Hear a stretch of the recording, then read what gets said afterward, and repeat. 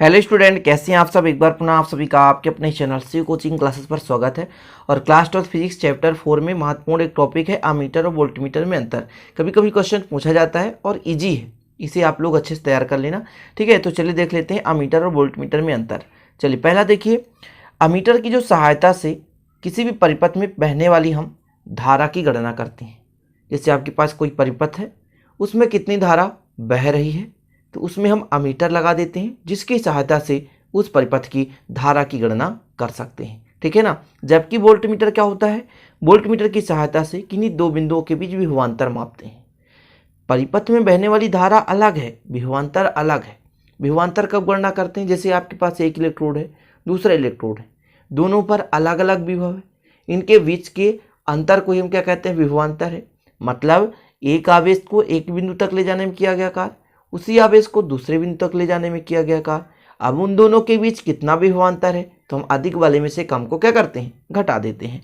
तो इस कंडीशन में हम वोल्टमीटर का प्रयोग करते हैं जब दो बिंदुओं के बीच विभवांतर गणना करना होता है।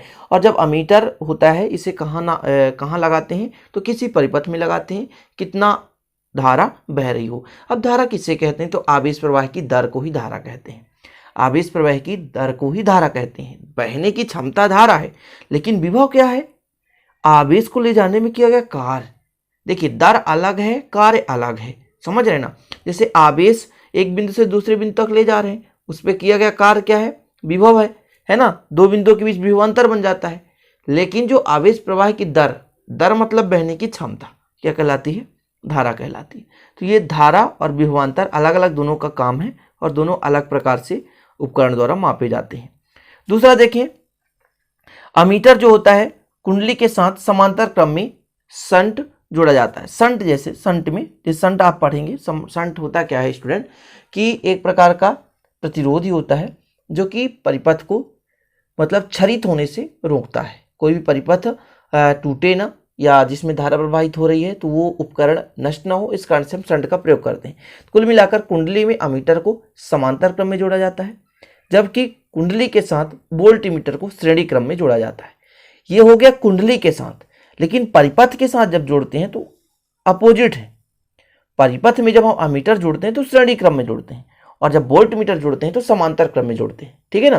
तो अमीटर को कुंडली के साथ समांतर क्रम में, ध्यान रखिएगा, कुंडली के साथ समांतर क्रम में, लेकिन परिपथ में श्रेणी क्रम में जोड़ा जाता है, ध्यान रखिएगा। और वोल्टमीटर को कुंडली के साथ किसमें, तो श्रेणी क्रम में, और वोल्टमीटर को जो परिपथ में होता है उसे समांतर क्रम में जोड़ा जाता है। अगला देखें, अगला जो है, तो अमीटर का प्रतिरोध होता है बहुत कम होता है, और वोल्टमीटर का प्रतिरोध थोड़ा सा अधिक होता है। प्रतिरोध का मतलब क्या होता है, जैसे आपके पास परिपथ है, परिपथ में धारा प्रवाहित कर रहे हैं, तो एक प्रकार का चालक लगा हुआ है, तो एक प्रकार का यहाँ पे अमीटर एक चालक की भांति काम करता है।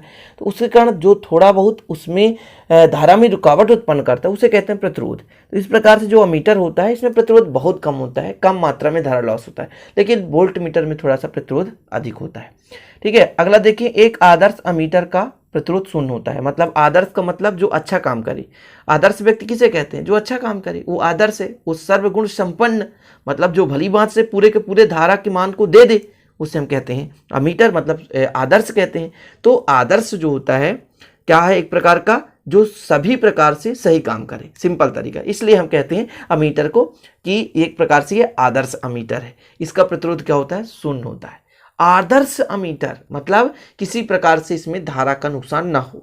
ठीक है, अल्प मात्रा में, ना के बराबर हो। वोल्टमीटर में क्या है, एक आदर्श वोल्टमीटर का प्रतिरोध अनंत होता है, मतलब इसमें कोई निश्चित नहीं होती, कितनी भी हो सकती है। तो सिंपल है, छोटा सा वीडियो डिफरेंस था, जरूरी है आपके सिलेबस में, इसलिए मैं करा रहा हूं। और हाँ, आपको प्रत्येक टॉपिक को क्लियर करते चलना है। ठीक है, सिलेबस को पूरा पढ़ाई करना है। ठीक है, तो आशा करता हूँ इसे आप तैयार कर लेंगे। तो अच्छा लगे तो लाइक जरूर कर देना, और नोट्स बना लेना, लिख लेना। यदि नोट्स आपको परचेस करना है तो 9685293949 मेरा व्हाट्सअप नंबर है, इस पर कांटेक्ट करके नोट परचेस कर सकते हैं। मिलते हैं भी स्टूडेंट अगले वीडियो में, तब तक के लिए जय हिंद, वंदे मातरम।